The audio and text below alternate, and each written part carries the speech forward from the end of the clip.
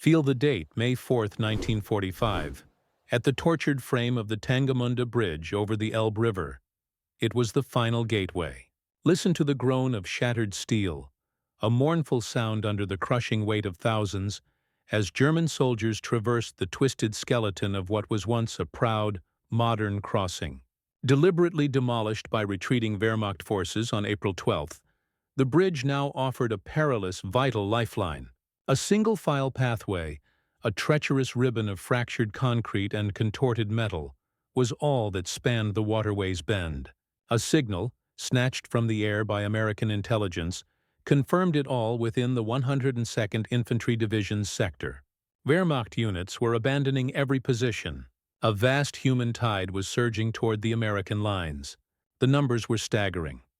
An estimated 100,000 military personnel and civilians, all desperately attempting a westward flight through the wreckage of their own failed war. Captain William Patterson of the 405th Infantry Regiment brought down his field glasses, his eyes tracing the seemingly infinite column of humanity pouring over the ruined bridge. American forces had secured their positions on the Elbe 2 weeks prior, holding fast to the lines drawn by the agreements at Yalta. What no Allied strategist could have ever foreseen was how this broken river crossing would become the very epicenter of the most massive voluntary military surrender in the annals of Western history. The sheer desperation fueling these German forces laid bare a calculus far more primal than any military strategy. It was the statistical certainty of death in the hands of the Soviets versus the glimmer of survival in American captivity. Intelligence dispatches, flooding into SHAF headquarters, painted a truly astonishing picture. German forces were not merely in retreat. They were systematically abandoning formidable defensive positions, destroying their own valuable equipment when it impeded their flight, and even battling through SS blocking units determined to halt them. The Wehrmacht, once the most feared and disciplined military force in Europe, was dissolving into a human flood pouring toward a single, desperate objective: the American lines on the western bank of the Elbe River. The brutal arithmetic of survival had become terrifyingly clear by the end of April 1945. German military intelligence had intercepted Soviet communications, and what they revealed were chilling projections for Wehrmacht prisoners. Out of every 100 German soldiers taken captive by the Red Army, statistical models grimly suggested that fewer than 40 would ever see their homes again. The reality would prove to be even more horrific. The strategic landscape was beyond all hope of recovery. A staggering 8 million German civilians were already fleeing westward, escaping from East Prussia, Silesia, and Pomerania. In their wake, Marshal Georgy Zhukov's First Belarusian Front and Marshal Ivan Konev's First Ukrainian Front were utterly annihilating the last pockets of organized German resistance with overwhelming force. Imagine the odds: 20 Soviet divisions for every single German division that could still mount a defense. The Soviet advance devoured 30 kilometers of territory daily. On their best days, the columns of refugees could only manage 10 kilometers. The conclusion was inescapable. Field Marshal Wilhelm Keitel's final strategic assessment, discovered after Germany's ultimate capitulation, contained one stark, underlined directive: the maximum number of German forces must win the race to the Western Allied lines before the Soviet encirclement becomes absolute. This was not defeatism, it was a cold acknowledgement of a fundamental truth. Surrendering to the Americans meant the probability of survival. Being captured by the Soviets meant the probability of death. The Yalta Agreement had already carved out the zones of occupation, but German commanders were staking everything on one critical observation.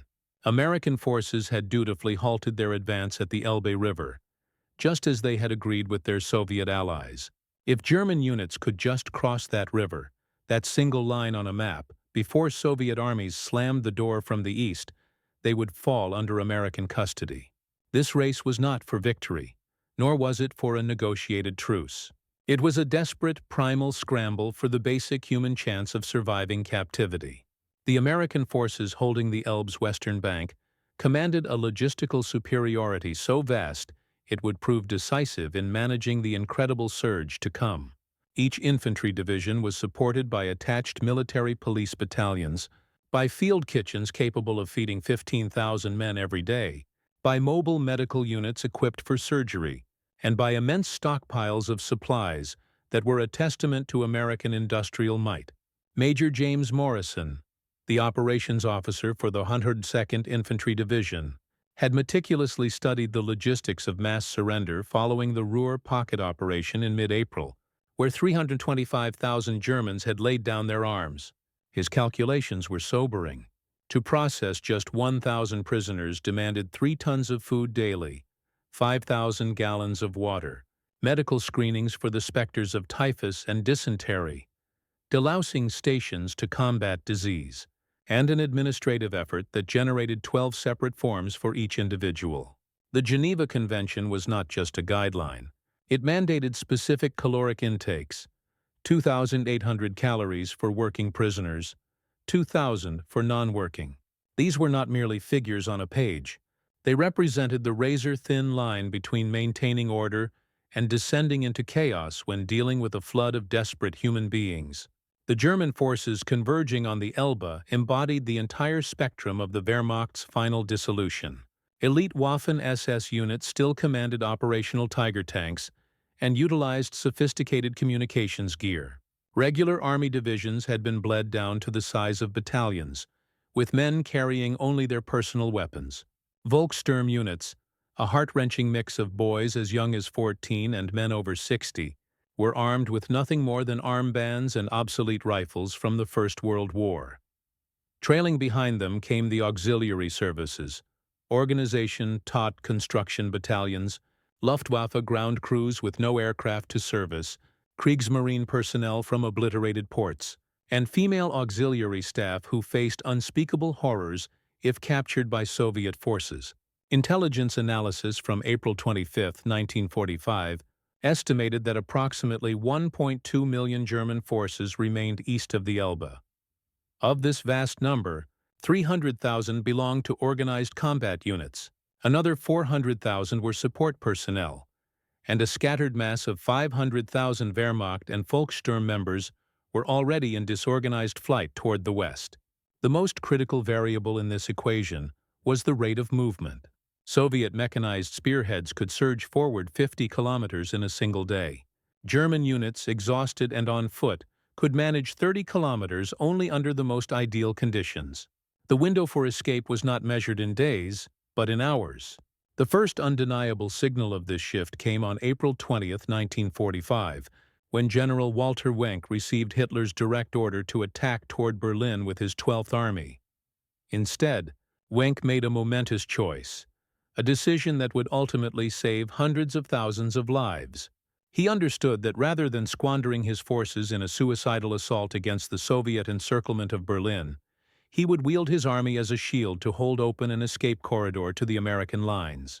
At his headquarters near Balitz, Wenck assembled his commanders. "Comrades," he declared, his voice resonating with grim certainty, "the war is lost.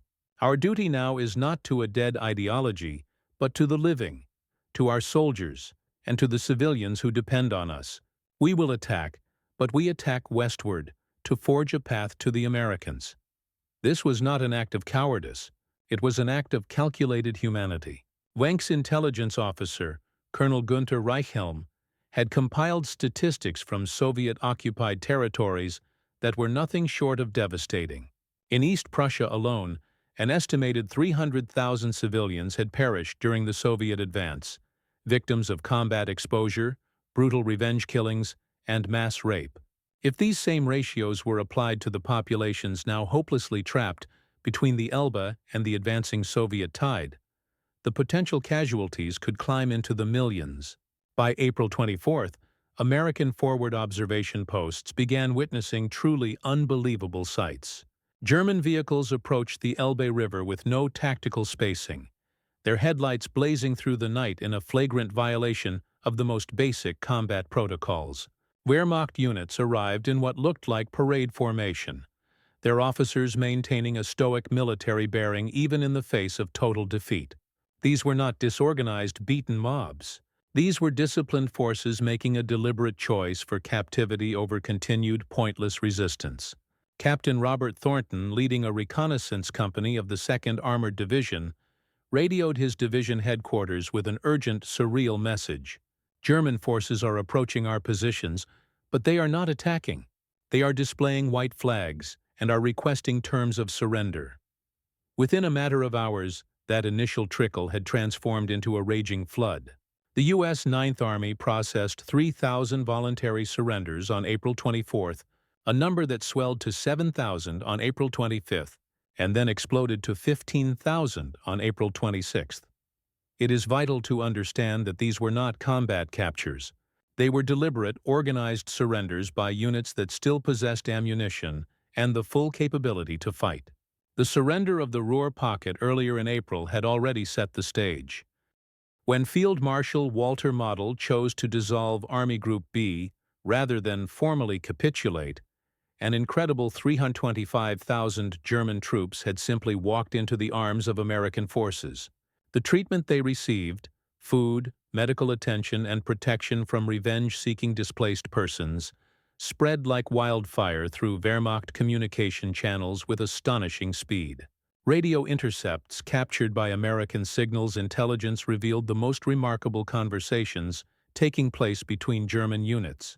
On April 27th, the commander of the 3 Panzer Corps transmitted a message that would change everything. Americans are honoring the Geneva Convention at all collection points. Medical treatment is being provided. Food distribution is confirmed. That final point was the most powerful catalyst. German forces had been subsisting on starvation rations for weeks. The psychological effect was instantaneous and utterly profound. You could feel the shift as units that had fought with fanatical devotion for 6 long years suddenly cared about only one thing: reaching the American lines. Sergeant Wilhelm Becker of the 21st Panzer Division would later testify, "We had heard the stories, that the Americans fed their prisoners, that they provided medical care, that they didn't shoot the wounded." After years of total war, such simple humanity seemed like an impossible dream, and yet we raced toward it. But to reach the American lines, one had to first survive a truly deadly gauntlet. SS blocking detachments were operating under direct orders to execute any soldier found retreating without proper authorization. Military police units established checkpoints on all westward roads, ruthlessly turning back or shooting anyone they deemed a defeatist attempting to flee.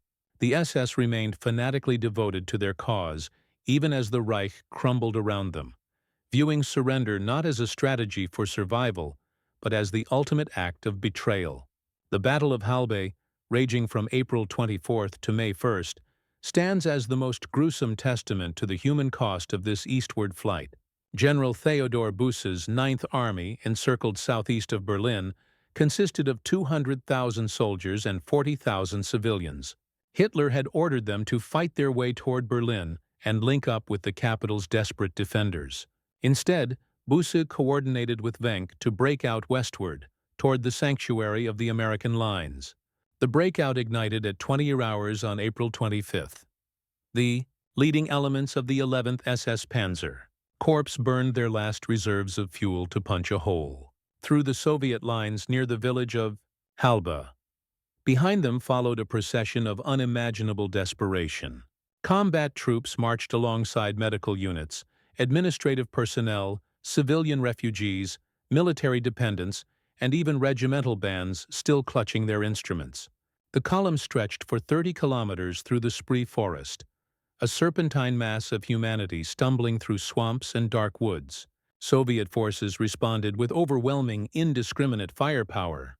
Katyusha rocket batteries rained down hellfire into the packed columns of people. Il-2 Sturmovik aircraft strafed anything that moved on the ground below. T-34 tanks simply crushed defensive positions and the men manning them. The forest was transformed into a slaughterhouse. Bodies piled high at stream crossings where Soviet machine guns had established perfect, murderous fields of fire. Wounded soldiers who could no longer keep pace were simply left where they fell. Colonel Hans von Luck, commanding the remnants of a panzer regiment, described the absolute horror. "This was no longer war," he said. "It was a massacre. Soviet artillery turned the forest paths into zones of death. We kept moving forward because to stop meant certain annihilation. I saw officers shoot their own wounded comrades rather than leave them for Soviet capture. The statistics of the breakout were catastrophic. Of the 200,000 souls who began the desperate push, only about 40,000 managed to reach Wenck's lines and the eventual safety of American captivity. The Elbe Forest Cemetery today holds 24,000 graves. The vast majority of them simply marked unknown German soldier. Another 60,000 were captured by Soviet forces, a fate from which very few would ever return. The remainder simply vanished from history, killed in forgotten skirmishes, drowned while attempting river crossings, or lost forever in the forest's deep, dark embrace. General Wenck's 12th Army, in a stunning act of defiance, carried out one of the most remarkable humanitarian operations of the entire war. In direct opposition to Hitler's orders to attack Berlin, Wenck instead forged and held a 40-kilometer-long corridor, a lifeline reaching from the Elbe River to the scattered remnants of German forces trapped in the east. His 100,000 troops, including the elite Clausewitz and Scharnhorst divisions, held this precious passage open against relentless Soviet pressure, while a torrent of refugees streamed through. The general set up his headquarters in a schoolhouse near Furch, transforming it into a nerve center for the massive evacuation. His staff worked around the clock, desperately organizing transport for the wounded, distributing the army's last food supplies to starving civilians, and maintaining fragile radio contact with scattered German units still fighting their way west. Lieutenant Hans Maimann, serving in Wenck's operations section, chronicled the sheer scale of their undertaking. "We estimate 500,000 civilians are in our sector, plus the remnants of 20 different military units. There is no food for the civilians, our medical supplies are exhausted, and we have enough ammunition for perhaps 48 hours of combat. And yet we must hold this line until all who can be saved reach the American side." Wenck himself visited the forward positions, personally encouraging his exhausted soldiers to hold their ground for just a few more days, a few more hours. To his men, many of whom were just teenagers from training schools or elderly men of the Volkssturm, he became a figure of almost mythical resolve. "He could have fled," one soldier later recalled. Senior officers were disappearing every day, heading west in their staff cars. But Wenck stayed. And because he stayed, we stayed. The general's tactical genius was evident in his defensive strategy. Rather than trying to maintain a continuous fragile line, he created powerful strongpoints at key road junctions and river crossings, compelling the Soviet units to deploy for formal, time-consuming attacks instead of simply pursuing the fleeing columns. This strategy bought precious, life-saving time for the refugees, though it came at a terrible cost to the defending units. The damaged Tangamunda Bridge became the singular focal point of this massive evacuation. Wehrmacht engineers had originally blown the modern structure on April 12 to slow the American advance. But now, in a supreme irony, its twisted remains served as the only possible crossing point for 50 kilometers in either direction. In an incredible display of battlefield pragmatism, German military engineers and American combat engineers began working from opposite banks to shore up the wreckage, creating a precarious single-file pathway across the wide river. The scenes at this crossing defied all military convention. From May 4th to May 7th, an estimated 100,000 people made their way across the broken structure. Wehrmacht colonels found themselves directing traffic alongside American sergeants. German military police maintained order on the eastern approach, while American MPs controlled the flow on the western bank. Both sides instinctively understood that chaos would mean utter disaster. If the crossing became blocked for any reason, thousands would be trapped on the eastern bank as Soviet forces closed in. Lieutenant Colonel William Davis of the 102nd Infantry Division described the surreal atmosphere of cooperation. "German officers saluted us. We saluted them back. Their engineers asked our engineers for equipment to strengthen the bridge. We gave it to them. Everyone understood that lives, thousands of lives, depended on keeping that crossing open." The human river was endless and heartbreaking. A Wehrmacht colonel arrived with his complete regimental staff, insisting on formally surrendering his unit's battle flag. An SS general appeared in full-dress uniform, requesting honorable captivity for his men. A naval captain led 200 Kriegsmarine sailors who had not seen the ocean in months, having been pressed into ground combat. Female auxiliary personnel, some as young as 17, pleaded with American soldiers not to send them back to the east. Most poignant of all were the civilians. Families pushed their worldly belongings in baby carriages and rickety wheelbarrows. Children, separated from their parents in the overwhelming chaos, were passed hand to hand across the bridge. Elderly people who could barely walk were carried on the backs of strangers. Hospital patients, some still lying in their beds, were wheeled across by dedicated medical staff who had refused to abandon them. Master Sergeant James Patterson, supervising the western approach, later wrote, "They came in waves, from dawn to dusk, and then continued through the night by the pale light of the moon, soldiers still carrying their weapons, which they'd stack in enormous piles like cordwood, women with babies in their arms, kids who looked like they should be in grammar school but were wearing Wehrmacht uniforms, old men in Volkssturm armbands. Nobody ran, nobody resisted. They were just so incredibly grateful to have reached our side." The sheer scale of the influx completely overwhelmed the American administrative capacity. Geneva Convention regulations mandated specific documentation for every prisoner, along with medical screening and the provision of adequate food and shelter. Processing a single prisoner correctly took a full 20 minutes. At the peak of the flow, 20,000 people were arriving every single day.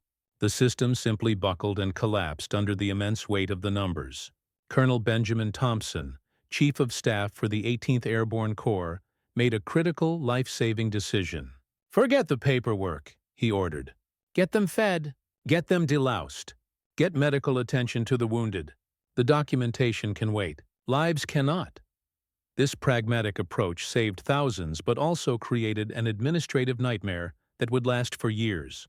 Families were separated in the confusion, some never to be reunited. Soldiers were separated from their units, making accurate casualty counts an impossibility. War criminals potentially slipped through the cracks, hidden in the great mass of humanity. But the only alternative, turning these desperate people away, was simply unthinkable. The medical crisis was acute and overwhelming. Army medical units estimated that 30% of the surrendering Germans required immediate medical attention. Malnutrition was universal after months of subsisting on starvation rations. Typhus, spread by lice, threatened to erupt into a full-blown epidemic. Combat wounds that had gone untreated for weeks had become gangrenous. Battlefield surgery units designed to handle dozens of casualties were now treating hundreds every day. Captain David Miller, a medical officer with the 330th Medical Battalion, performed surgery for 72 consecutive hours. "These weren't fresh combat wounds," he recalled. "These were weeks old, infected, completely untreated. We saw men who had been walking on broken bones, fighting with shrapnel still embedded in their bodies. We saw women auxiliaries with untreated injuries from assault, and children with malnutrition so severe they couldn't even stand." The supply situation strained even America's legendary abundance. A single infantry division typically carried enough rations for 15,000 men for 7 days. By May 5th, these same divisions were feeding 60,000 prisoners, in addition to countless civilians. Emergency convoys ran continuously from rear depots. C-47 transport aircraft dropped vital supplies by parachute. The Red Ball Express, the famous supply route that had fueled Patton's race across France, was reactivated for the surreal task of feeding surrendered enemies. At Chaff headquarters, General Dwight Eisenhower found himself facing an impossible dilemma. The Yalta agreements were explicit. German forces were to surrender to all allies simultaneously. Allowing separate surrenders to Western forces while they continued to fight the Soviets was a direct violation of inter-allied agreements. And yet, the humanitarian catastrophe unfolding on the ground was undeniable. On May 4th, Admiral Karl Dönitz, who had succeeded Hitler as head of state, dispatched Admiral Hans-Georg von Friedeburg to negotiate with Field Marshal Bernard Montgomery. Friedeburg's proposal was brutally frank: an immediate surrender of all German forces in northwest Germany, Denmark and Holland to the Western Allies, a move designed to allow the maximum number of troops to evacuate from the east. Montgomery, bound by the Allied agreements, could only accept an unconditional surrender to all allies, including the Soviets. But he also understood the profound human dimension of the situation. In his memoirs, he wrote, "The Germans weren't just seeking a military surrender.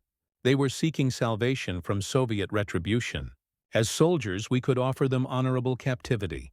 What the Russians offered, God only knows." The temporary solution was a masterpiece of pragmatism. German forces that managed to reach American lines before the formal, all-encompassing surrender on May 8 would be processed as prisoners. Those who arrived after that deadline would be subject to repatriation agreements with the Soviets. This single decision created a deadly, desperate deadline: cross the Elbe before midnight on May 8, or face the grim reality of Soviet captivity. General Omar Bradley, commanding the 12th Army Group, later testified, "We knew exactly what we were doing. We were accepting surrenders that we technically shouldn't have been, processing enemies who were still fighting our allies. But we also knew what Soviet captivity meant. Sometimes humanity simply has to trump protocol." The period from May 4 to May 8 witnessed scenes of almost unbelievable urgency. Knowing that the formal surrender was imminent, German units abandoned all pretense of military order. Soldiers cast aside their equipment to move faster. Officers burned documents rather than slow their retreat. Entire divisions simply dissolved as individual men made the decision to flee west on their own. The damaged Tangamunda crossing operated continuously, a 24-hour conduit of hope. Even after Soviet forces advanced to within artillery range on May 6, the stream of refugees never ceased. In one of the war's most bizarre moments, American officers ordered their own artillery to provide counter-battery fire, technically engaging their Soviet allies to protect the very Germans who were crossing the river to surrender to them. It was a moment of surreal cooperation, with Americans and Germans working together while still officially at war. At 02:41 hours on May 7, General Alfred Jodl signed Germany's unconditional surrender at Reims. The ceasefire was scheduled to take effect at 23:01 hours on May 8. This gave the German forces still trapped in the east exactly 45 hours to reach the American lines. The greatest race against time in military history had just begun. What transpired next defies any simple military categorization. This was not a retreat, nor was it merely a surrender. It was a human migration under arms. Intelligence estimated that 250,000 German military personnel remained east of the Elbe on May 7. Within those critical 45 hours, an incredible 180,000 would successfully reach the safety of American lines. The others would march into Soviet captivity with all its terrible consequences. General Wenck's final operation stands as a testament to military honor in the face of absolute defeat. His 12th Army held its corridor open until the very last possible moment, allowing the remnants of the 9th Army and hundreds of thousands of civilians to escape. Wenck positioned his last operational tanks and artillery pieces to hold off the Soviet forces while the exodus continued. At 18:00 hours on May 7, Wenck issued his final order. "The 12th Army has fulfilled its last duty. We have saved all we could save. Every commander is now free to seek safety for his men." It was not an order to surrender, but a release from duty, a profound act of leadership that allowed his soldiers to make their own choices. Wenck himself was among the last to make the crossing, walking across a damaged railroad bridge near Tangamunda at 02 hours on May 8, less than 21 hours before the ceasefire took effect. Behind him, Soviet tanks were already rolling into the positions his men had abandoned just hours before. Of his original 200,000 men, approximately 100,000 reached American lines. An estimated 250,000 civilians were saved by his courageous defiance of Hitler's final insane orders. Individual stories from this period reveal the profound depths of human desperation. Luftwaffe. Lieutenant Klaus Hartmann flew his Messerschmitt Bf 109 west until the fuel tanks ran dry, crash landing in an American-occupied field rather than risk capture in Soviet territory. U-boat commander Heinrich Lehmann Willenbrock sailed his submarine up the Elbe as far as it could go, then scuttled it, and led his crew overland to the American lines. A Wehrmacht doctor chose to stay behind with severely wounded patients who could not be moved, knowing it meant certain Soviet captivity, saying only, "Someone must care for those who cannot flee."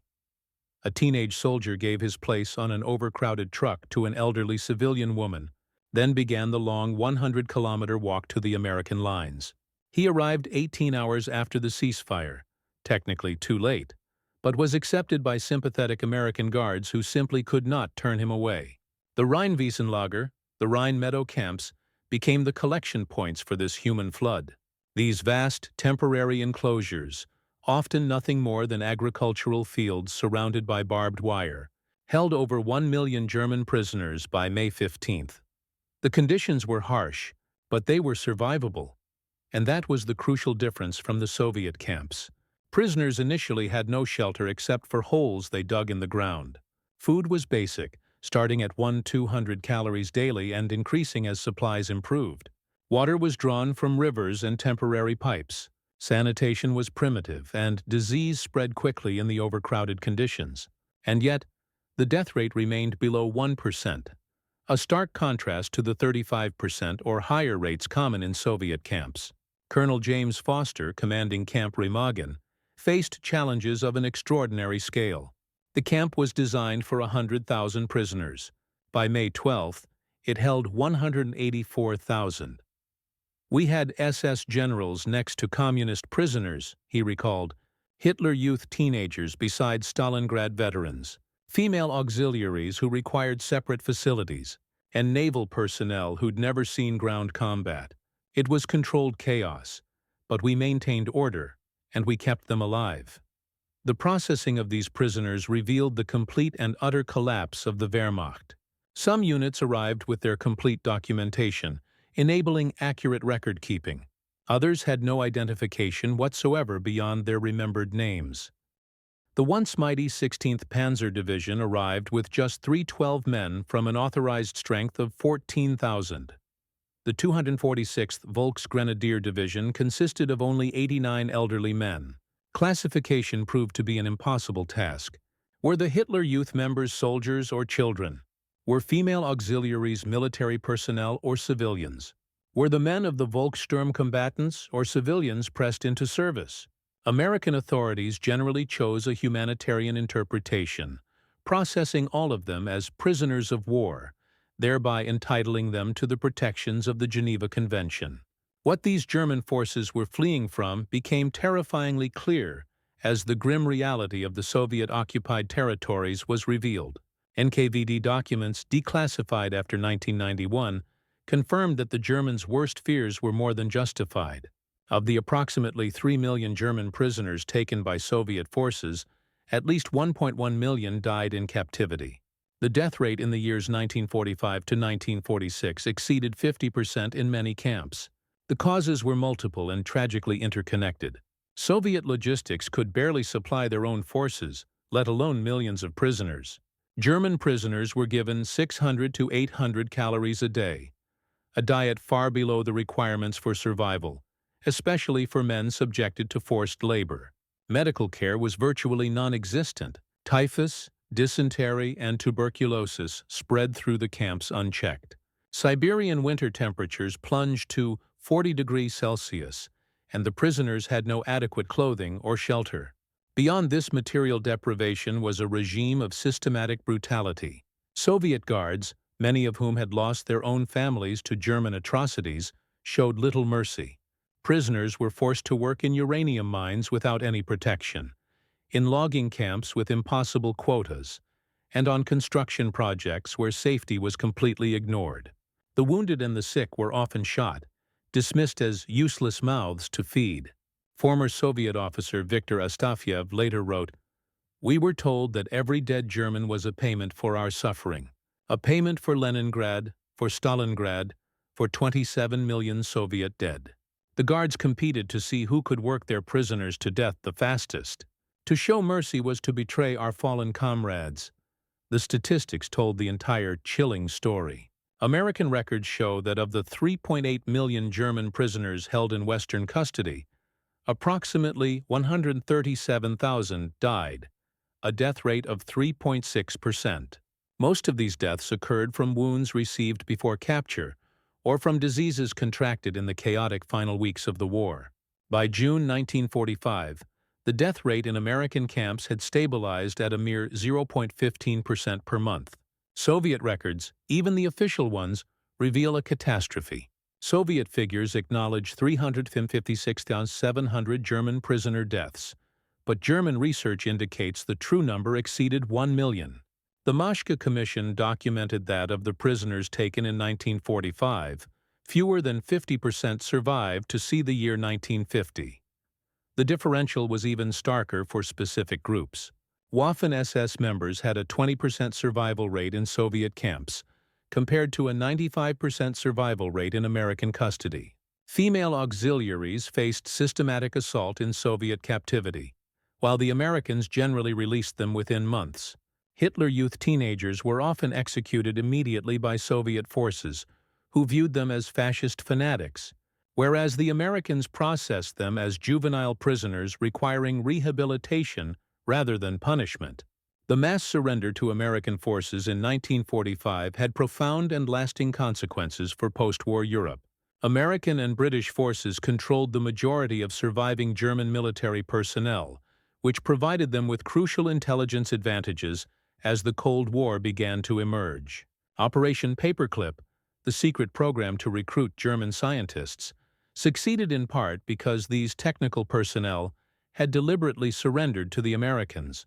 Werner von Braun's entire rocket team traveled 500 kilometers through collapsing German lines specifically to reach American forces. "We despise the French, we fear the Soviets, and we don't believe the British can afford us. That leaves the Americans," von Braun told his colleagues. His decision would eventually put Americans on the moon. The demographic impact was equally significant. East Prussia, Silesia, and Pomerania lost virtually their entire male populations of military age, who were either killed in combat, had fled west, or had disappeared forever into Soviet captivity. Entire family lines were extinguished. The German Democratic Republic would struggle for decades with a severe gender imbalance created by the loss of so many men. The psychological impact lasted for generations. Families divided by the inner German border often traced their separation back to those desperate days in May 1945, when some members managed to reach the American lines while others were trapped in the Soviet occupation zones. The arbitrary nature of survival, determined simply by which army captured you, became a defining trauma of the German post-war experience. By 23:01 hours on May 8, 1945, when the ceasefire officially took effect, American forces had processed approximately 1.5 million German military prisoners in the war's final 3 weeks alone. The 102nd Infantry Division, by itself, accepted the surrender of $313,000 enemy soldiers, more than the entire German army that had invaded Poland in 1939. The final tallies staggered contemporary observers. The U.S. Ninth Army reported 423,000 prisoners between April 20th and May 8th. The First Army processed 387,000. A later analysis showed that fewer than 20,000 of these were taken in actual combat. The rest had surrendered voluntarily, often fighting through their own lines to do so. General Omar Bradley would later write, "We prepared for victory, not for this." The German army didn't just surrender, it dissolved. Men who had fought fanatically for 6 years suddenly cared only about reaching our lines. They knew then what we learned later. Surrender to us meant life, while capture by the Soviets meant probable death. The numbers continued to grow even after the ceasefire. Between May 8th and May 31st, another 874,000 German military personnel managed to reach Western Allied lines from Soviet-controlled areas, either through daring escapes, administrative confusion, or the sympathetic interpretation of deadlines by American and British forces. Individual stories revealed the human dimension behind these staggering statistics. Corporal Friedrich Müller, who surrendered at Tangamunda on May 5th, kept a diary throughout his captivity. "This was the first day without fear in 6 years," he wrote. The Americans gave us bread. Real bread, not sawdust. A guard offered me a cigarette. I cried. After everything we did, why do they treat us as human beings? Nurse Hildegard Schneider crossed the Elbe with a military hospital unit. We had 300 wounded men, she recalled. The Americans took them all, even the SS men. American doctors operated through the night, saving German soldiers. One of them told me, "The war's over. Now we're just doctors, and you're just patients." I couldn't believe such mercy still existed in the world. Wehrmacht Private Hans Bauer, just 17 years old, later testified, "I'd been told the Americans would torture their prisoners, that surrender meant dishonor. Instead, they gave me a piece of chocolate. I hadn't seen chocolate in 3 years. A medic treated my infected wound. An officer asked if I could contact my mother. They treated me not as an enemy, but as a boy who'd been forced to fight." Former SS officer Wilhelm Hartung, who fully expected to be executed, instead received medical treatment for his wounds and was eventually released. "I deserved no mercy," he admitted. "My unit had committed terrible acts. Yet the Americans treated me according to the law, not according to revenge. That mercy has haunted me more than any punishment ever could have." General Walter Wenck survived the war, living until 1982. In a 1975 interview, he reflected on those desperate final days. "I disobeyed Hitler's orders, and I would do so again. My duty was not to a dead ideology, but to the living men under my command. Every soldier we got across the Elbe was a victory. Every civilian we saved was a triumph. We lost the war, but in those last days, we saved what could be saved: human lives." Wenck never expressed a moment's regret for his defiance. Hitler ordered us to sacrifice ourselves for his Götterdämmerung fantasy. I chose instead to save my men for their families, for Germany's future. Between honor and humanity, I chose humanity. History can judge whether I was right. His actions saved an estimated 250,000 soldiers and civilians from Soviet captivity. Many survivors and their descendants still gather annually on May 8th to honor Wenck's memory, calling him the general who chose life over death and mercy over ideology. The mass German surrender to American forces in April and May of 1945 represented far more than a simple military capitulation. It was a massive humanitarian crisis, a complete ideological collapse, and ultimately a powerful testament to the power of mercy in warfare's darkest hour. The event challenged the traditional narratives of war. German forces didn't simply stop fighting when ordered. They actively sought out American captivity as a form of salvation. The disciplined Wehrmacht of 1940 had become a desperate, fleeing mass by 1945, willing to risk absolutely everything to avoid Soviet retribution. For the American forces, the experience proved to be transformative. Young soldiers who had fought their way across Europe suddenly found themselves in the position of saving the very enemies who, just days before, had been trying to kill them. The professional handling of this crisis, despite the overwhelming numbers and staggering logistical challenges, demonstrated American organizational capability and a fundamental, underlying humanity. Military historian John Keegan later wrote, "The German flight to the American lines in 1945 was unprecedented. Never before had such vast numbers deliberately sought a specific captor while still capable of organized resistance. It demonstrated that even in a total war, human calculations of mercy versus revenge could override ideology and orders." The very last German soldier to cross the bridge at Tangamunda was a Volkssturm member named Heinrich Fischer, aged 63. He reached the American lines at 22:47 hours on May 8, 1945, exactly 14 minutes before the ceasefire took effect. When an American soldier asked him why he had risked everything to make the crossing, he replied simply, "I wanted to see my grandchildren again." He did. Millions who failed to reach the American lines did not. Private First Class Joseph Martinez, who helped process the surrendering Germans, provided what is perhaps the most profound observation of all. "They weren't really surrendering to us," he said. "They were fleeing from something much worse. We just happen to represent survival. Any one of us might have done the same thing in their position. The desperate German flight to the American lines in 1945 revealed fundamental truths about warfare and human nature.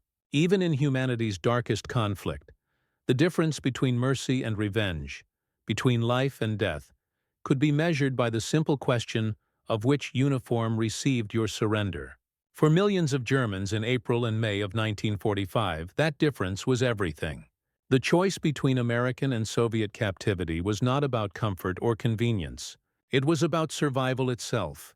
The statistical evidence was overwhelming and undeniable. Surrender to the Americans meant the probability of life. Capture by the Soviets meant the probability of death. The final accounting was stark. Of the Germans who surrendered to the Western Allies, 96.4% survived their captivity. Of the Germans captured by the Soviets, fewer than 65% ever returned home.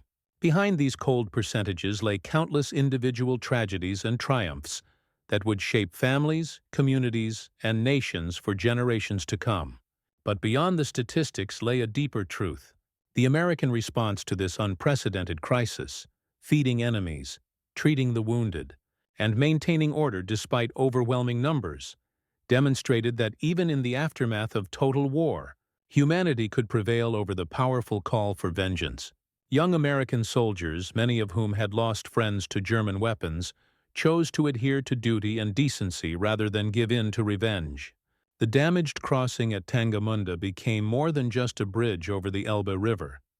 It became a passage between life and death, a bridge between mercy and retribution, a clear demarcation between the Western and Soviet interpretations of victory. Those who crossed it before May 8, 1945, generally survived to rebuild their lives and their country. Those who did not faced years of untold suffering in Soviet camps, if they survived at all. The mass surrender also demonstrated war's ultimate bitter irony. The Wehrmacht, which had begun the war as conquerors seeking Lebensraum in the east, ended it as refugees fleeing desperately westward. The master race ideology collapsed into a mass of desperate individuals seeking only their own survival. The Thousand-Year Reich had lasted a mere 12 years, ending with its soldiers racing to surrender to the armies of nations they had once dismissed as decadent democracies. For historians, the event continues to raise profound questions. Was the American acceptance of these surrenders a humanitarian triumph, or was it a violation of inter-allied agreements? Did saving German soldiers from Soviet captivity ultimately serve justice or subvert it? The answers remain debated. But the human impact was, and is, undeniable. The legacy of those days echoes still. German-American relations in the post-war period were profoundly influenced by this act of mercy. West Germany's integration into NATO, its development as a stable democratic state, and its role as America's key European ally during the Cold War were all influenced by the collective memory of American humanity and victory. The last crossing of the Elbe was not merely the end of a war. It was the largest gamble on human mercy in military history, a desperate bet made by defeated enemies that their conquerors would choose humanity over vengeance. For those who made it across, it was a gamble that paid off with the only currency that ultimately mattered: their lives, and through them, the future of a nation that would rise from the ashes to become a cornerstone of European democracy. The damaged bridge at Tangamunda, where so many crossed from a world of death to a world of life, was never rebuilt. But its memory endures as a powerful monument to one of warfare's most fundamental truths. In the end, the true measure of victory is not found in the number of enemies destroyed, but in the number of lives saved. Not in the vengeance taken, but in the mercy shown. That is the final enduring lesson of the German flight to the American lines in 1945. That even in history's most devastating conflict, humanity could prevail over hatred, mercy could triumph over revenge, and life could be chosen over death. For the hundreds of thousands who crossed the Elbe in those desperate days, that choice made all the difference. Their crossing was not just an escape from Soviet retribution. It was a passage from the old world of total war and racial hatred to the possibility of a new world built on law, mercy, and human dignity. That so many risked everything to reach the American lines was not just a military phenomenon but a profound human testament to the power of mercy and victory. The story ends where it began, at a damaged bridge over the Elbe River, where desperate enemies became grateful prisoners, where American soldiers became unlikely saviors, and where the simple act of accepting a surrender became a powerful affirmation of humanity's capacity for mercy, even in its darkest hour. That is the lasting legacy of those desperate days in 1945. It is proof that even in the aftermath of total war, the choice between mercy and revenge, between humanity and vengeance, could determine not just individual fates, but the future of nations and the final judgment of history itself.